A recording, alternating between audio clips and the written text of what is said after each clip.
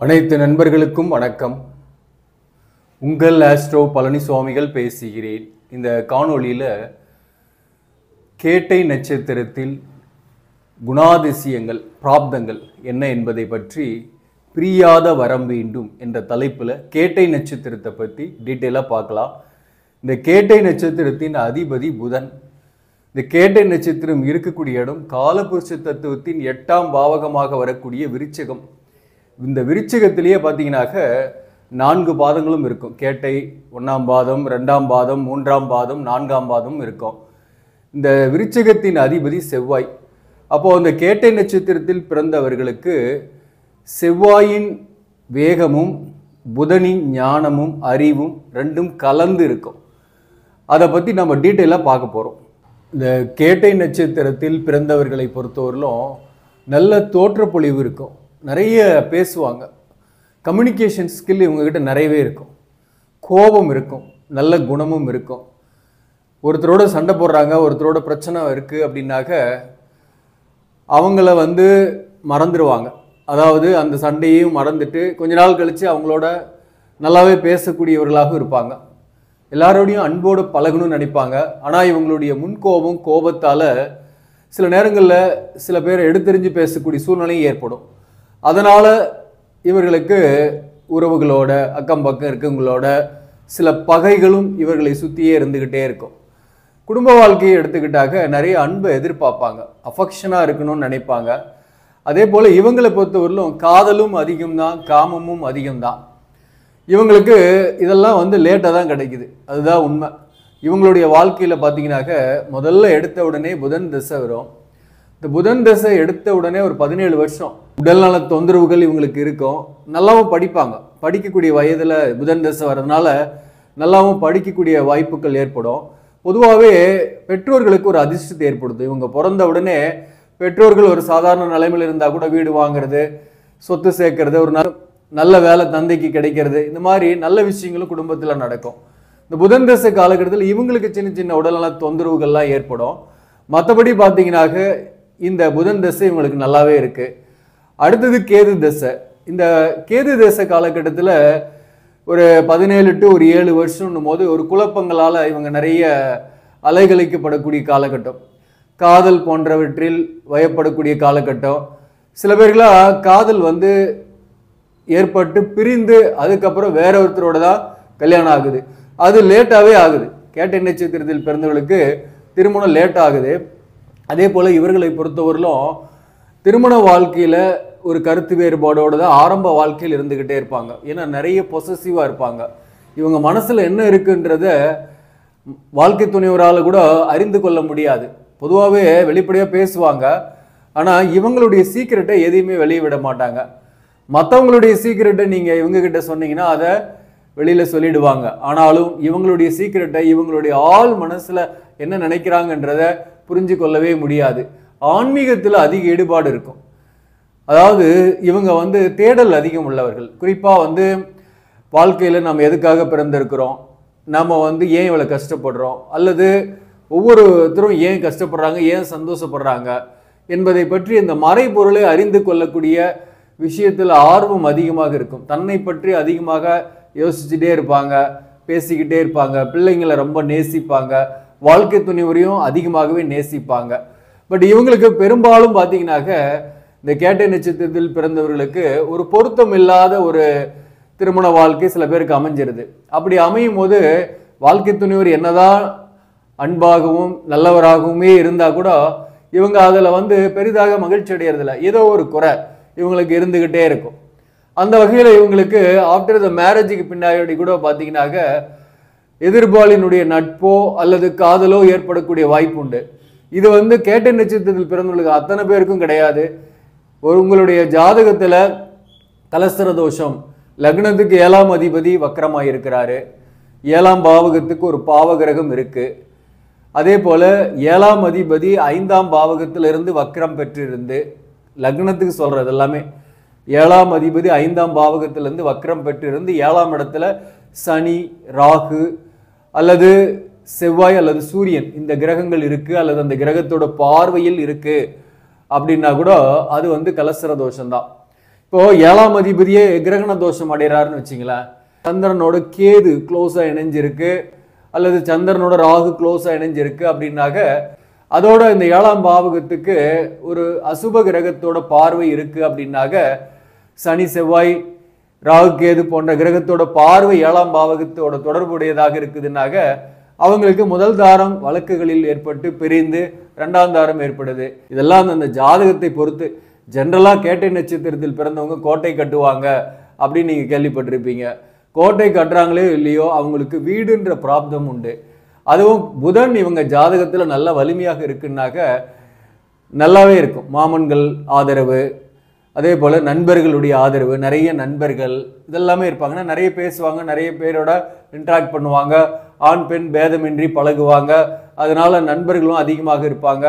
ஒரு பிரச்சனைனா உதவும் வருவாங்க. அதே சமயத்தில் இவங்களுக்கு புதன் கெட்டு இருந்தால் மட்டும்தான் மிஸ்கம்யூனிகேஷனாகவே இருக்கும். இவங்களை தவறாகவே புரிஞ்சுக்குவாங்க, இவங்க பேசுகிறத தப்பாக எடுத்துக்குவாங்க. இவங்களும் கோசிப் பரப்புற மாதிரியே இருக்கும் இவங்க பேசுகிறதும்.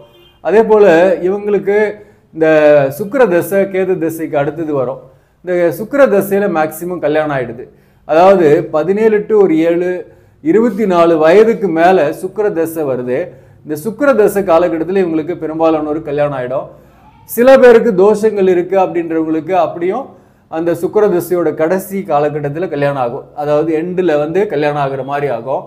கல்யாண வாழ்க்கையில் முதல் பகுதி கொஞ்சம் கஷ்டமாக தான் இருக்கும். திருமணம் ஆன உடனே பார்த்தீங்கன்னாக்க ஒன்று இவங்களுக்கு பார்த்தீங்கன்னாக்க நான் ஏற்கனவே நிறைய பதிவுகள் சொல்லியிருக்கிறேன். கேட்டை நட்சத்திரத்துக்கு யாரோடலாம் ஈர்ப்பு வரும்னாக்க கன்னிராசியில் இருக்கக்கூடியவங்களோட ஈர்ப்பு வரும். அதே போல் ரிஷபத்தோட இருக்கக்கூடியவங்களுக்கு ஈர்ப்பு வரும். மகர ராசிக்காரங்களோட ஈர்ப்பு வரும். மீன ராசிக்காரங்களோட ஈர்ப்பு வரும். அப்போது இவங்களோட காதல் வரும். சில பேர் கல்யாணம் கூட இவங்களோட செட் ஆகும். அப்படி கல்யாணம் ஆகிடுதுனாக்க முதல் 2 to 7 வருடங்கள் கடுமையான கருத்து வேறுபாடு, சண்டை சச்சரவோடையே இருக்கும். எடுத்த உடனே இவங்க கேட்ட நட்சத்திரத்தில் பிறந்தவங்களுக்கு வாழ்க்கை ஒரு பயமுறுத்துற மாதிரி தான் இருக்கும். ஆனால் ஏன்னா இவங்க வரக்கூடிய வாழ்க்கை துணைவர் இவரை புரிஞ்சுக்கிறதுக்கு லேட் ஆகும். இவங்களுடைய பொசசிவ் லவ்வை அக்செப்ட் பண்ணிக்கிட்டு புரிந்து கொள்வதற்கு மினிமம் சில பேருக்கு 2 years ஆகுது, சில பேருக்கு 7 வருஷம் கூட ஆகிடுது. அப்படி 7 வருஷம் ஆகிடுதுன்னா கூட அதுக்கப்புறம் புரிஞ்சுக்கிட்டாங்கனாக்க உண்மையிலேயே அந்த கேட்டை நட்சத்திரத்தில் பிறந்தவங்களுடைய வாழ்க்கை மிக அற்புதமாக இருக்குது. ஒரு நல்ல ஒரு கணவன், நல்ல ஒரு மனைவி, நல்ல ஒரு அந்யோன்யமான வாழ்க்கை. அதே போல் பிள்ளைங்களையும் இவங்களுக்கு முதல் குழந்தை பெண்ணாக இருக்கும். அந்த குழந்தை மேலே ரொம்ப பாசம் வச்சுருப்பாங்க. நல்லாவே அந்த குழந்தை படிக்கும். பிள்ளைகளாலையும் பெருமைப்படுவாங்க. பிள்ளைகளுடைய சப்போர்ட்டும் இவங்களுக்கு கிடைக்கும். இதெல்லாம் பிராப்தம். இந்த சுக்கிரதசை முடிஞ்சு 20 வருஷம் சுக்கிரதசை, 24 வயதிலிருந்து 20 வருஷம் சுக்கிரதசை, 44 வயதில் சுக்கிரதசை முடியுதுன்னாக்க அதன் பிறகு சூரிய தசை ஒரு 6 வருஷம், 50 வயது வரை. இந்த காலகட்டத்தில் இவங்களுக்கு வீடு வாகனம் அமைஞ்சிருது. அதாவது மேக்சிமம் சொல்கிறேன் நான், சுக்கிரதசையிலே கூட வீடு அமைஞ்சிருது. அப்படியும் இல்லாதவர்களுக்கு சூரிய திசையில் கண்டிப்பாக வீடு அமைஞ்சிடும். சொந்தமாக வீடு வாகனம் இதெல்லாம் அமையும். ஆனால் அந்த சூரிய திசையில் இவங்களுக்கு உடல்நலம் தொந்தரவு பாதிப்புங்களும் கொஞ்சம் அடைவாங்க. பட் இருந்தாலும் இவங்க அந்த நேரத்தில் ஒரு குடும்ப வாழ்க்கையிலலாம் பெரிய பிரச்சனை இருக்காது சூரிய திசை காலகட்டத்தில். இந்த சுக்கிரதசை காலகட்டத்தில் தான் பிற்பகுதியில் பிரச்சனைகள், கருத்து வேறுபாடுகள், கல்யாணம் ஆன உடனே கொஞ்சம் கஷ்டங்கள்லாம் இருக்கும். அதை அண்டர்ஸ்டாண்ட் பண்ணிக்கிட்டு பொறுமையாக இருந்தீங்கன்னாக்க அல்லது 3வது நபரை இவங்க வாழ்க்கையில் தலையிட விட்டாங்கன்னா அது குடும்ப வாழ்க்கை பிரிவு ஏற்பட்டு 2ஆம் தாரத்துக்கு போயிடும்.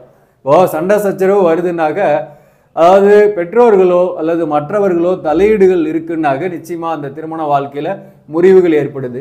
இப்போ கேட்டை நட்சத்திரத்தில் பிறந்தவங்க முக்கியமாக அந்த ரிஷப ராசியில் இருக்கக்கூடிய கிருத்திகை நட்சத்திரத்தோட கல்யாணம் பண்ணுறாங்கன்னா நிறைய கஷ்டப்படுறாங்க ஆரம்பத்திலேயே. அதே போல தான் கன்னி ராசியில் இருக்கக்கூடிய உத்திர நட்சத்திரத்தோட கல்யாணம் பண்ணுறாங்கன்னாக்க அவங்களோட ஒத்து வராமல் பெரும் போராட்டத்துக்கு பிறகுதான் செட்டில் ஆகும். ஆனால் அந்த போராட்டத்திலேயே பிரிந்து விடக்கூடிய நிலைமை நிறைய அதிகம். 7 வருஷம் பொறுமையெல்லாம் கிடையாது இந்த காலகட்டத்தில். ஒரு 2 வருஷம் 1 வருஷம் சண்டை போட்டாவே போதும், இவரோட வாழ்ந்தது நான் கிளம்புறேன்னு சொல்லிட்டு போகிறவங்க தான் அதிகம். அந்த வகையில் பிரிந்து விடக்கூடிய வாய்ப்புகள் அதிகம் முதல் 2 வருஷத்துலேயே. அது ரிஷபத்துலேயும் சரி கன்னியிலையும் சரி கல்யாணம் ஆனாக, அதுவும் உத்திரம் நட்சத்திரம் கன்னி ராசி, ரிஷபம்னாக கிருத்திகை நட்சத்திரம், மகரம்னாக உத்திராடம் நட்சத்திரம். இந்த நட்சத்திரங்களில் இவங்களுக்கு திருமணம் ஆகுது அல்லது காதல் ஏற்படுதுன்னா கூட அதில் நிறைய காம்ப்ளிகேஷன் தான் நிறைய இருக்குது. அதுதாங்க நான் முக்கியமாக சொல்ல வேண்டிய விஷயம். மற்றபடி கேட்டை நட்சத்திரத்தில் இருப்பவர்கள் பிறந்தவர்கள் அதிர்ஷ்டசாலிகள். இவங்க போகிற இடம் வந்து நல்லா டெவலப் ஆகும். இவங்க பிறந்த இடமும் டெவலப் ஆகும். இவங்க பிறந்த உடனே பார்த்தீங்கன்னாக்க குடும்ப வாழ்க்கை, அவங்க பெற்றோர்கள் நல்ல முன்னேற்றம் அடைகிறாங்க. இவங்க திருமணம் செய்துக்கிட்டு போகிற குடும்பத்திலையும் பார்த்தீங்கன்னாக்க வாழ்க்கை துணிவரும் நல்ல ஒரு ஃபெமிலியர் ஆவார், அல்லது ஏற்கனவே ஃபெமிலியராக இருப்பார். இவங்களுக்கு வரக்கூடிய வாழ்க்கை துணிவரை பொறுத்தவரையிலும் ஒரு நல்ல மதிக்கத்தக்க மனிதராக இருப்பார், செல்வ செழிப்போடு இருப்பாங்க. அப்படி வறுமையான குடும்பத்தில் போய் இவங்க வாக்கப்பட்டால் கூட அதுக்கப்புறம் அவங்க வாழ்க்கை துணைவர் ஒரு நல்ல செல்வ செழிப்போட ஒரு நல்ல முன்னேற்றம் அடையக்கூடியவராக இருப்பார். இவங்களுக்கு வந்து தொழில்னு பார்க்கும்போது வாக்கால் பிழைக்கக்கூடிய தொழில், ஆசிரியர் பணி, அக்கௌண்ட்ஸு, கம்ப்யூட்டர், அப்புறம் மீடியா சார்ந்த துறை, இன்டர்நெட்டை யூஸ் பண்ணி செயல்படுறது, ஆடை சார்ந்த துறை, இதெல்லாம் இவங்களுக்கு நல்லா முன்னேற்றத்தை கொடுக்கும். அதில் இருப்பாங்க பெரும்பாலானோர். மருத்துவம் போன்ற துறைகளில் கூட இருக்கிறாங்க. அதிகமாக வாக்கால் பிழைக்கக்கூடிய தொழில், அதில் நல்லா சைன் பண்ணக்கூடியவர்களாகவே இருப்பாங்க. ஜென்ரலாக கேட்ட நட்சத்திரத்தில் பிறந்தவங்களுக்கு என்னதான் பிராப்தம், என்னதான் இவங்க நினைக்கிறாங்கன்னா பிரியாத வரம் வேண்டும். ஏன் அப்படி அந்த டைட்டில் சொல்கிறேன்னாக்க, பொதுவாகவே பார்த்தீங்கன்னாக்க வாழ்க்கை துணைவரோடையும் சரி, இவங்க ஒரு காதல் வயப்பட்டு ஒரு காதல் இருக்கிறாங்கன்னா கூட அது வந்து பிரிந்து விடக்கூடிய சூழ்நிலைகள் மிக அதிகம். அப்பப்போ சண்டை போட்டுக்கிட்டே இருப்பாங்க. அதாவது இவங்க வாழ்க்கை துணைவர் இவங்களுக்கு வரக்கூடிய காதலன் அல்லது காதலி நிறைய அண்டர்ஸ்டாண்ட் பண்ணிட்டு புரிஞ்சு கொஞ்சம் டிஸ்டன்ஸ் கீப் பண்ணால் கூட இவங்க வந்து டவுட் படுவாங்க, ஏன் டிஸ்டன்ஸ் கீப் பண்ணுறாங்கன்ட்டு. அதனாலேயே கூட அந்த லவ் அல்லது லைஃப் பிரிவுகளை ஏற்படுத்தக்கூடிய வாய்ப்புகள் உண்டு. அதனால் இவங்க வந்து எப்பயுமே கடவுள்கிட்ட வேண்டுற விஷயம் என்னன்னாக்க பிரியாத வரம் வேண்டும். யாருக்கிட்டையும் சரி ஒரு நல்லா பழகிறாங்கன்னாக்க அவங்கள விட்டு பிரிந்து விடக்கூடிய சூழ்நிலையே இவங்களுக்கு அதிகமாக இருக்கும். அது வந்து நட்பாக இருந்தாலும் சரி, உறவாக இருந்தாலும் சரி, அல்லது வாழ்க்கை துணைவராக இருந்தாலையும் ஏதோ ஒரு வகையில் பிரிவுகளை ஏற்படுத்துது இல்லையா. அதற்கு பிரியாத வரம் வேண்டும் அப்படின்னு தான் இவங்களுடைய வேண்டுதல்கள் இருக்கும். ஆனால் இவங்களுடைய விதி வந்து பிரியக்கூடிய சூழ்நிலைகள் ஏற்படுது. புதன் ஸ்தலத்து கூட நீங்களும் போகலாம். ஏன்னா புதனுடைய நட்சத்திரன்றதுனால இங்கே திருவெண்காடு புதன் ஸ்தலம், சீர்காழி பக்கம் இருக்கக்கூடிய புதன் ஸ்தலத்துக்கு போயிட்டு வந்தாலையும் உங்களுடைய கர்மா கழியும். அதாவது வாழ்க்கையில் நீங்கள் எதுக்காக பிறந்திருக்கீங்க, ஏன் பிறந்திருக்கீங்க, எதனால் இந்த உறவுகள்லாம் நமக்கு வந்தாங்க அப்படின்ற ஒரு கேள்விகளுக்கு உங்களுக்கு சில விடைகள் கிடைக்கும். அதன் மூலம் உங்களுக்கு ஒரு ஞானம் வரும். அதே போல் இந்த கேட்டை நட்சத்திரத்தில் பிறந்தவர்களுக்கு இந்த ஆன்மீக ஸ்தலங்கள், குறிப்பாக ஜீவ சமாதி வழிபாடு, திருவண்ணாமலைக்கு கிரிவலம் போயிட்டு வந்தீங்கன்னாவே உங்களுக்கு நிறைய ஜீவ சமாதிகள் வழிபாடு செஞ்சுட்டு வரலாம். அதே போல் சித்தர்கள் வழிபாடு, சித்தர்களுடைய மகான்களுடைய தொடர்பு, அவங்களுடைய அட்வைஸ், இதெல்லாம் கேட்கும் போது வாழ்க்கை ஒரு சமநிலையில் போகும். வாழ்க்கையில் பெரிய அளவுக்கு துன்பப்படாமல் இருப்பீங்க. உங்களுக்கு உண்மையிலேயே பிரியாத வரம் கிடைக்கும். ஆக நண்பர்களே, இந்த பதிவு உங்களுக்கு பிடிச்சிருந்தாக லைக் பண்ணுங்க, இதை மற்றவர்களுக்கும் ஷேர் பண்ணுங்க. இன்னும் நம்ம சேனலை சப்ஸ்கிரைப் பண்ணாமல் பார்க்குறவங்க சப்ஸ்கிரைப் பண்ணி கண்டினியூ பண்ணுங்க. இதன் மூலம் உங்களுக்கு ஒரு சரியான ஜோதிட தகவல்களும் ஆன்மீக தகவல்களும் கிடைக்கும். நன்றி, வணக்கம்.